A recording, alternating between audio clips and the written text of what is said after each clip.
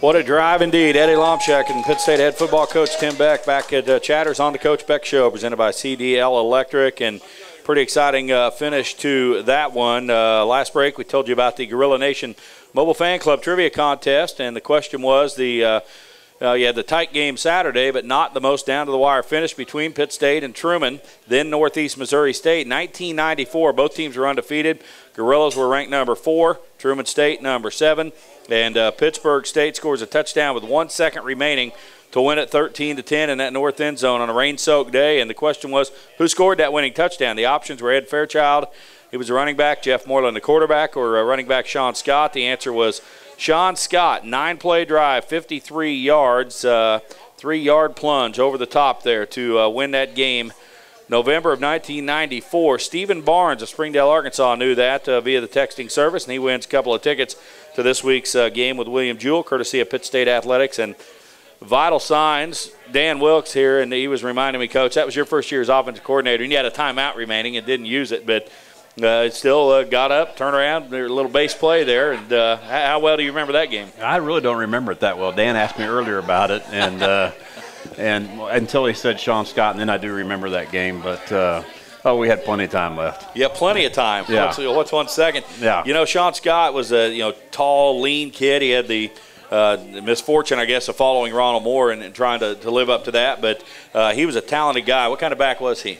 He was a very fast back. He was, for his size, was extremely fast. He ran the indoor, at one time held our record in the indoor 55 and indoor 60, and he could really motor, and he was very talented, different style, and you're right, he was a lot different than Ronald, but still was a talented player for us. Well, it counted that day on the give from Jeff Moreland, and the Gorillas won it. One final gift certificate to give away here. This is for a $25 gift certificate to Chatters and the House of Wings, and Teresa Noyes. Boy, there's a lucky table right there. So, Teresa, come and get your prize and enjoy it, courtesy of Ahmad and his staff here at Chatters. About 8-second statute of limitations is about halfway gone, so we'll have to redraw if she doesn't hustle up here and get that. But enjoy them being on board, and thanks for coming down. Come down some night, put your name in the bucket, and make sure you take advantage of that. 13-10 at halftime, and, Coach, your defense was so good in the first half.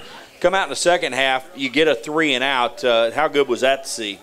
Oh, it was really good, and plus the field position that we got after a 3 and out, it just makes a big difference for the whole second half. Starting out, getting them pinned and having them punt it, and then we're in good shape.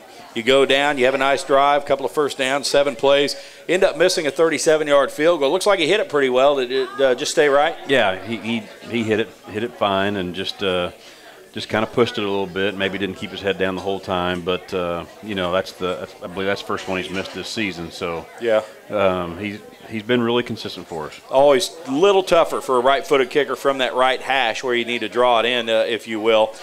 Truman gets it back. They have a drive going, 6 plays. They'd punt it away. Field position punt. You get it at the 19-yard line, and then, boy, a beautiful drive that had the clock moving and comes up empty.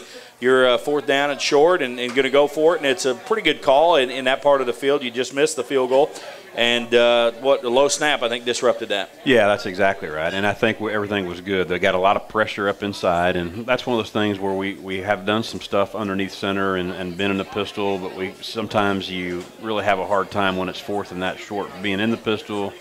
We talked about that really quick, but then decided to go ahead because we'd put a couple of things in that we thought, we'd for sure be able to get it. But again, they had so much penetration, and then the low snap just disrupted everything. It was almost just fitting in a nutshell what that had been like, a microcosm of the game in the first half. And then, but boy, your defense good once again. You get them to punt 3 and out.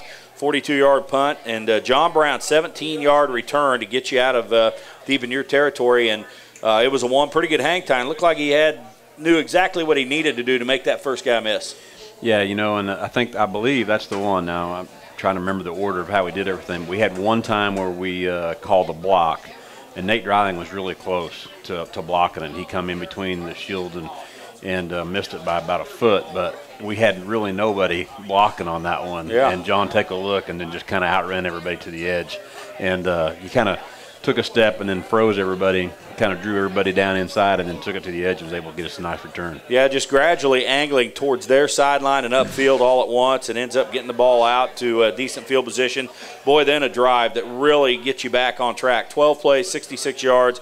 5.5 minutes, Dickey scores. Bryson Wilson was kind of the workhorse, but I'm sure the way the game had gone to that point, that was you felt just what the doctor ordered. Yeah, it really was. And, you know, I wouldn't have thought until after the game, you know, they said Bryson carried it 29 times. I was kind of amazed at that because it didn't feel like that to me during the game. But he did. He didn't run the ball maybe as good in the first half as he did the second half. He was maybe a little tentative at times, but once Coach Wells kind of got him to understand where some of the cuts were, it really made a difference and ran a little bit more aggressive in the second half. Well, that was a beautiful drive, and then Truman gets the ball back. Kickoff is a touchback, went out of bounds just inside the pylon. They get a couple first downs, but then Dreiling his second interception into kind of a slide there. And so, boy, after a stop and a takeaway, you had to feel like the momentum was on your side. No question, another huge play by our defense, and can't say enough about how important those were and really kept us in the game.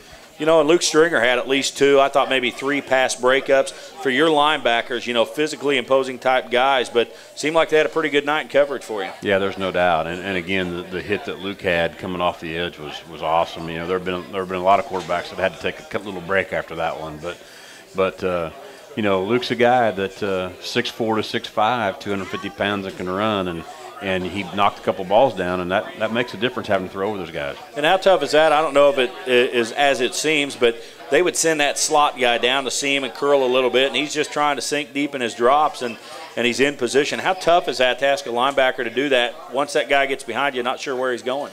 Well, again, there's several things that defensively Coach Weimers and Coach Roth are doing for our linebackers that they do a good job of reading routes and understanding routes, and that's the big thing. It's no longer is it just dropping into your zones and reacting. I mean, we're really playing a lot of routes, and sometimes that can get you in trouble, but for the most part, we do a really good job of that. Well, about when you thought you'd weathered the worst of it, here comes a block punt return for a touchdown. You're on your own 29. You go 3 and out, which is bad enough, but then to give up the block, and really frustrating, isn't it, when it comes right up the middle? Yeah, no question. Just had a breakdown in our shield. It wasn't that they brought too many people. We just had a little breakdown in our shield, and they split 2 of our guys and got through there. And then, you know, it's kind of the way the ball bounced all night. Then they're chasing it, and then it's hard to see. You know, I can see how the officials couldn't call it, but because as you watch it on video, you really can't ever tell. But the ball goes shooting forward into the end zone, and then obviously they recovered it for the touchdown. Dave Casper, Oakland Raiders, and that shovel exactly pass, isn't it? Same thing I was thinking. Yeah.